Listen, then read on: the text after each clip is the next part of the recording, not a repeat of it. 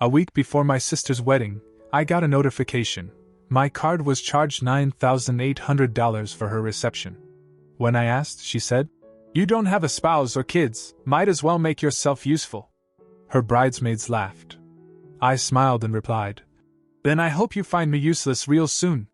Turns out, I was the sole payment. And without me, there was no wedding. So I cancelled everything. When they found out about it then, what impressed me most was the audacity. I'd given them access to my account for one thing, food expenses. Not fancy meals or lobster tastings, just basic stuff. Snacks for planning meetings, takeout when they stayed up late gluing rhinestones to invitations, maybe some pizza when the bridal party came over. I told Lindsay she could use the card for that, just that, and even then, I put a spending cap on it. So when I got a bank notification for $9,800 a week before the wedding, I thought there had to be a mistake. The transaction was labeled Reynolds' wedding expenses, and it wasn't split into multiple charges. It was one massive payment, cleared in full. I sat there at my desk, half a sandwich in my hand, staring at my phone like maybe the number would correct itself. It didn't. I called her immediately. She answered like she was on a yacht. Laughing, chatting, music in the background. I didn't ease into it. I told her the amount, asked what the hell she'd done. She actually sounded annoyed. Said something like, "You don't have a husband or children, you can at least keep yourself busy." Then a chorus of giggles behind her. Bridesmaids. Probably holding champagne flutes with names etched in gold. They thought it was funny. I didn't yell. I didn't argue. I just said, "Then I hope you'll soon find out that I'm good for nothing." And hung up. That sentence hit differently when I said it. I didn't even plan it. It just came out, calm and cold. I opened my laptop and started pulling every receipt, every email, every contract I could find.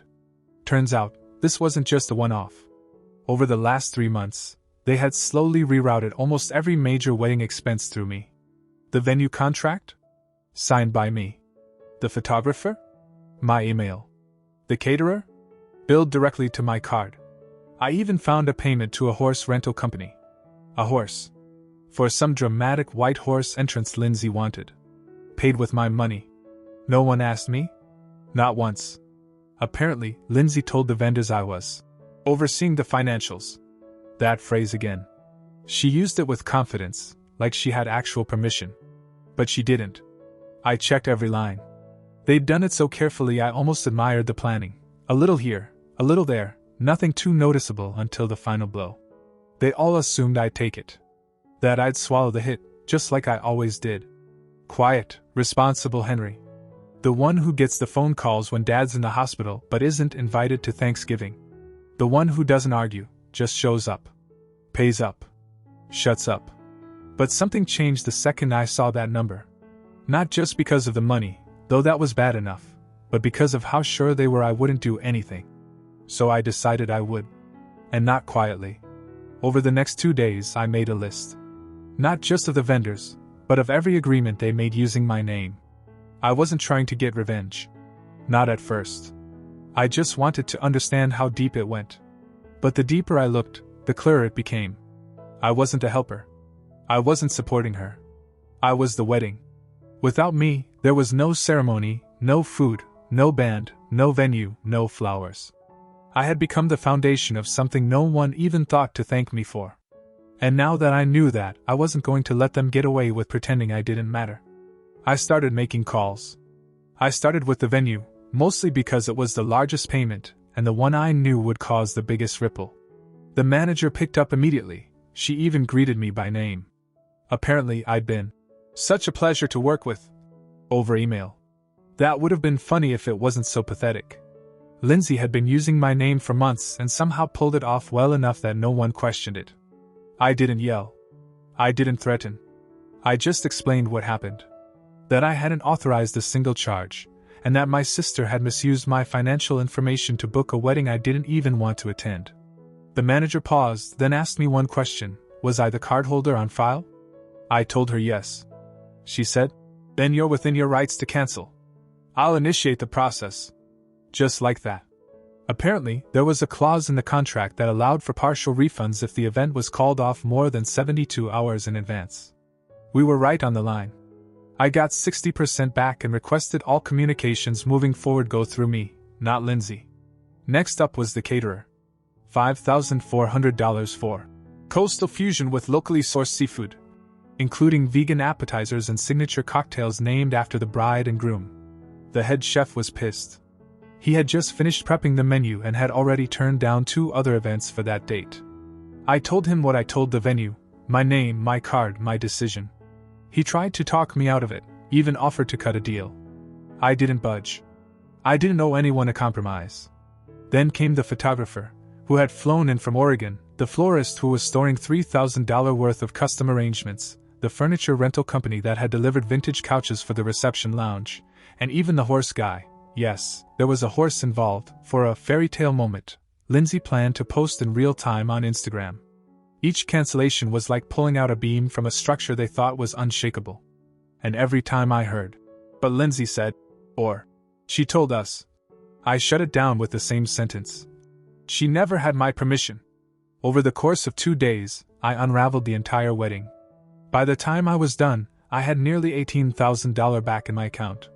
Some payments were forfeited, no getting those back, but I didn't care. It wasn't about the money anymore. It was about the fact that they built this whole thing on the assumption that I wouldn't fight back. 3 days before the wedding, Lindsay called me. For the first time in weeks, she wasn't laughing. She wasn't even angry, not yet. She sounded like someone who had just realized the walls weren't as solid as they thought. She said the venue had contacted her, that the florist said the delivery was cancelled, and that the DJ posted online about being available that Saturday, our Saturday. She asked what was going on. I told her the truth. That I had cancelled everything.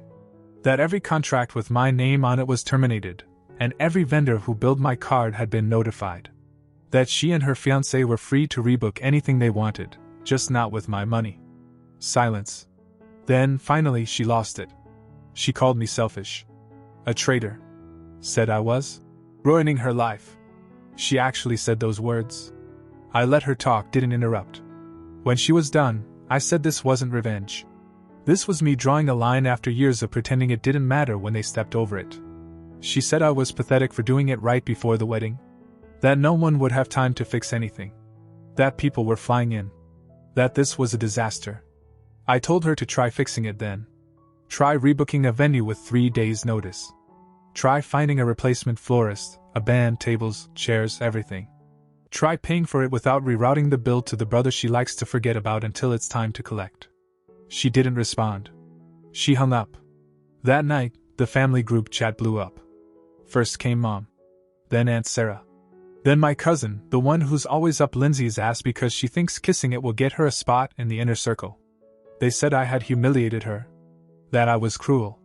That I had no idea how much pressure Lindsay had been under, and that I should have just let it go. No one asked what had actually happened. No one asked why I was pushed so far. They just assumed I'd stay quiet. But I wasn't Henry the backup anymore.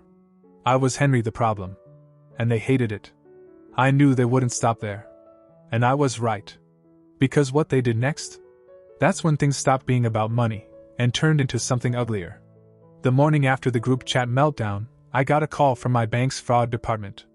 Someone had tried to access my account online using my security questions. Twice.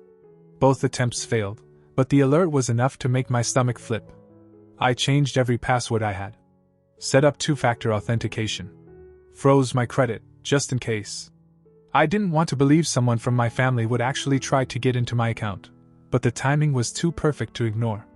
That same afternoon, my mailbox was stuffed with letters. Not bills, letters. Printed RSVPs from Lindsay's guests, returned with notes, scribbled on the backs. Most were passive-aggressive. One said, "Sad to see the family dysfunction play out like this." Another said, "We were looking forward to celebrating with you all. Please pass along our best, if possible." The kicker? My home address had been printed on the RSVP cards, as the return address. She made it look like I was the one hosting the wedding. I didn't even know until that moment. And then I checked my social media. I don't post much, but someone had tagged me in a Facebook thread. A vague status from Lindsay. "Some people will always resent your happiness, even if you gave them everything." Dozens of her friends had chimed in with sympathy and emoji-stuffed comments. One wrote, "You deserve better than a bitter brother." That got likes. I didn't reply. But I took screenshots of everything. 2 days before the wedding, I got a call from a blocked number. I almost didn't pick up, but curiosity got the better of me. It was my mother. Her voice was cold. She told me that they had pooled some money together and were fixing what I broke. That a smaller venue had been booked. That Lindsay and Mark had found a local caterer who could do a limited menu. That a friend of a friend was going to DJ. Then she said this: "Don't come. You're not welcome." I stayed silent. Not surprised. Not hurt either. Just done. But then she added something that made me pause. She said, "You should be careful. Actions have consequences." It sounded rehearsed. Like something she wanted to say since the first cancellation email went out. Like they were building towards something. I wondered what they had left to take from me. That night I found out. An old coworker messaged me, someone I hadn't spoken to in over a year. She sent me a screenshot of a new email floating around our industry's network. It was anonymous, but it had my name, my company, and detailed claims about financial misconduct. It said I'd been fired from a previous job for unauthorized refunds and manipulating vendor accounts. None of it was true. It was a lie built out of just enough fact to make it stick, and it was spreading. I sat there staring at the message, feeling something between anger and disbelief. They didn't just want the wedding back. They wanted to punish me for stopping it. They had no idea what they'd started. Because now it was war. And I don't play the role of the quiet brother anymore. I knew exactly who wrote that email. Lindsay wouldn't have bothered, too impulsive. My mother? Maybe, but she wouldn't risk it being traced back. But Mark? Her fiancé? He was in finance. Detail-obsessed. Calculating. He had the brains, the access, and the motive. I looked into him. His LinkedIn was pristine. So was his Instagram. Vacation photos, gym selfies, long captions about discipline and grind. But a mutual connection led me to an old article buried in a finance newsletter. Mark had been quietly let go from a firm 3 years ago after performance-related concerns. No scandal. No public mess. Just moved along. I called a friend in compliance at my company, asked him to dig discreetly. He got back to me the next morning. That email? It had been sent from a burner account created the day before. The IP address traced back to a WeWork location downtown. And guess who had posted a story from that exact building that afternoon? Mark. In a mirror. Shirt half unbuttoned. Tagged the gym next door. Rookie mistake. I didn't say anything right away. I waited. The wedding was supposed to be the next day. Last minute, patched together. Probably held in a backyard or some rented hall with bad acoustics and a cash bar. But they were going through with it. Or trying to. The morning of, I showed up at my parents' house. Not for drama. For proof. Dad was in the garage, stringing lights for the reception. He looked surprised to see me but didn't say anything.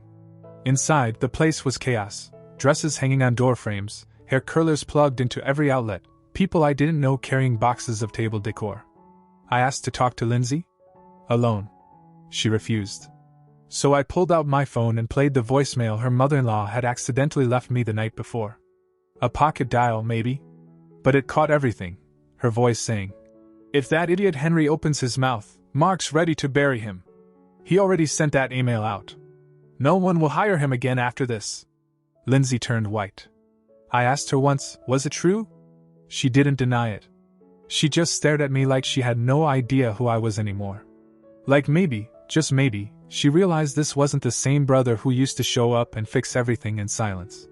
I walked outside and called my lawyer. Gave him everything. The email. The voicemail. The screenshots. Told him to file for defamation and malicious interference. Then I did one more thing. I forwarded all of it to Mark's current employer. Not anonymously. They called me back an hour later. The wedding didn't happen. Apparently, Mark's company put him on immediate leave after they got my message. His name was flagged internally. Lindsay found out in the middle of getting her makeup done and had a full meltdown in front of the entire bridal party. Half the guests were already seated in borrowed folding chairs in my parents' backyard when the announcement was made. There would be no wedding. They were postponing due to unforeseen circumstances. It was humiliating. For them. I left before the crowd started to leave. They thought they were dealing with the Henry they used to know. The one who would take the hit and apologize for making things difficult. But I wasn't that Henry anymore. And this was far from over. 2 days after the implosion, my phone buzzed with a blocked number. I let it go to voicemail. It was Mark. His voice was calmer than I expected. No threats. Just a strange, almost defeated tone. He said he respected the move, that I had played it well, and that we didn't have to escalate this. Like this was chess and he was offering a draw. I didn't respond.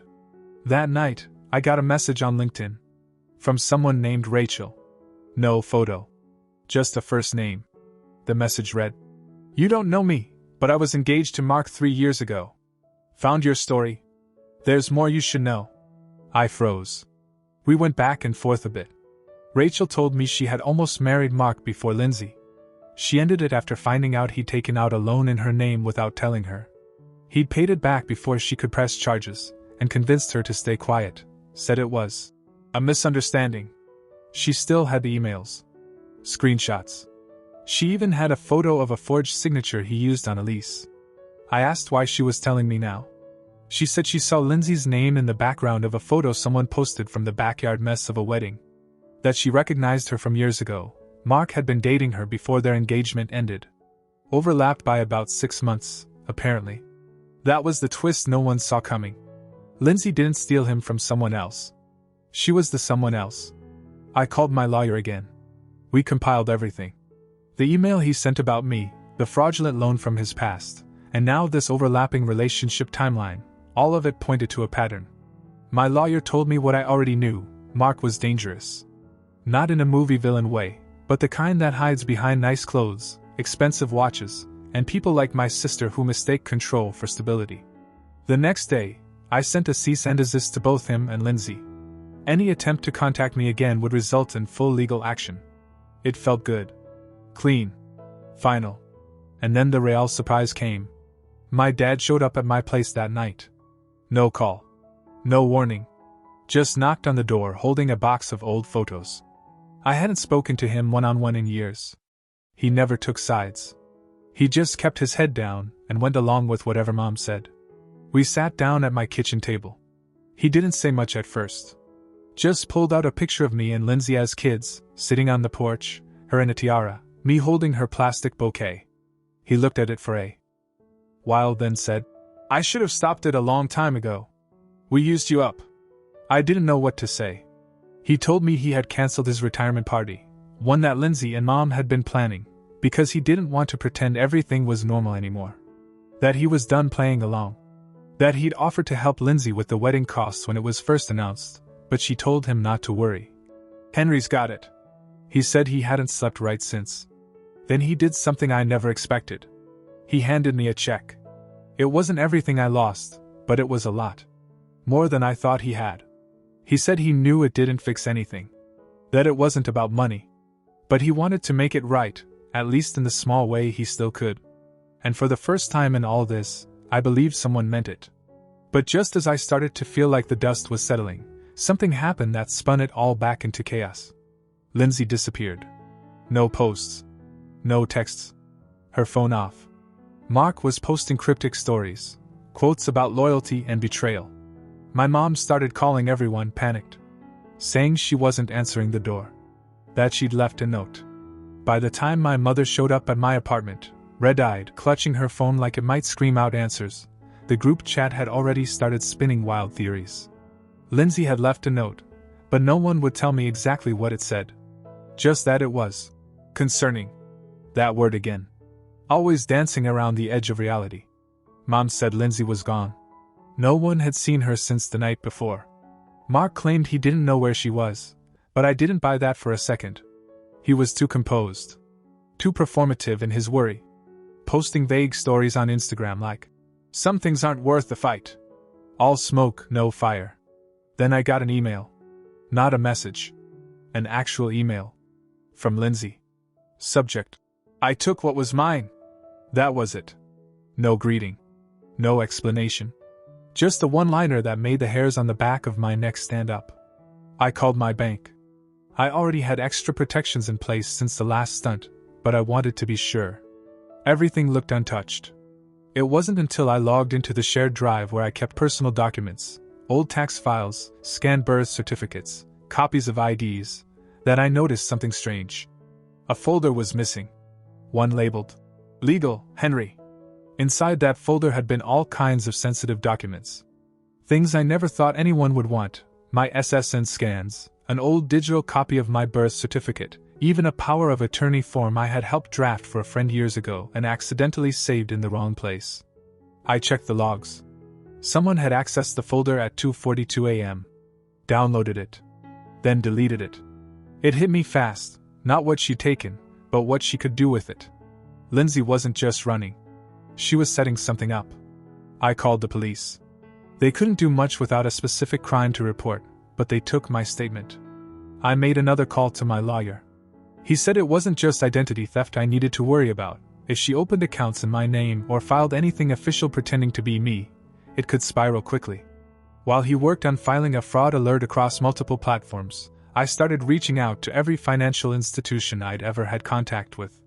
Most were helpful. One wasn't. An online bank I hadn't used in years said there was already an account with my name on it, opened 3 days ago. When I asked where the money had come from, they said they couldn't disclose it yet. The account was flagged and under review. I hung up and stared at the wall. She had used my name, my documents, and set something up after the cancellation. Maybe as insurance. Maybe to frame me. Maybe just to show me she could. And now she was gone. I wish I could say it ended neatly. That she was found and arrested, that the money was returned, that I came out clean and whole. But that's not how life works. The last I heard, someone matching her description boarded a flight to Costa Rica under a different name. Mark was still in town, still acting like the victim, still denying everything. But without Lindsay, he lost his leverage. My lawyer handed the entire case to investigators. They're still tracing everything. The family hasn't recovered. My mother's pretending none of it happened. My dad still checks in every week. Sometimes we talk. Sometimes we just sit on the phone in silence. As for me, I got most of my money back. Not all, but enough. I locked down everything I could. New accounts. New passwords. Even a new apartment, just for a fresh start. But the biggest change? They don't call me anymore when things go wrong. And for the first time in my life, I don't feel guilty about that. Mini update. I got a call from a private number this morning. I've stopped answering those, for obvious reasons, but this one left a voicemail. It was in Spanish. Short. Clear. Ella estuvo aquí. Ya ese fue. She was here. She's gone now. No name. No number to call back. But the caller ID pinged a location, somewhere outside San Jose, Costa Rica. I forwarded it to my lawyer and the investigator assigned to the case. They've been trying to freeze whatever accounts she opened, but she's slippery. She planned this better than any of us thought. We still don't know how much she took, or what else she's done with my information. But I know one thing now, she's still moving. She's not settling down. Which means she's running from something. Or someone. Mark, meanwhile, got fired. I don't know if it was the fallout from the email, the background check inconsistencies, or just bad PR, but he's gone. He tried to reach out once. Sent me a 2-line email. You got what you wanted. Just remember who she really is. That was it. No apology. Just a reminder that, in the end, he lost too. I'm still untangling everything. Some things won't ever be fixed. But I'm not scared anymore. She thought I'd stay the person who took it all with a nod and a polite smile. Now she knows I won't. And if she ever tries to come back, I'll be ready.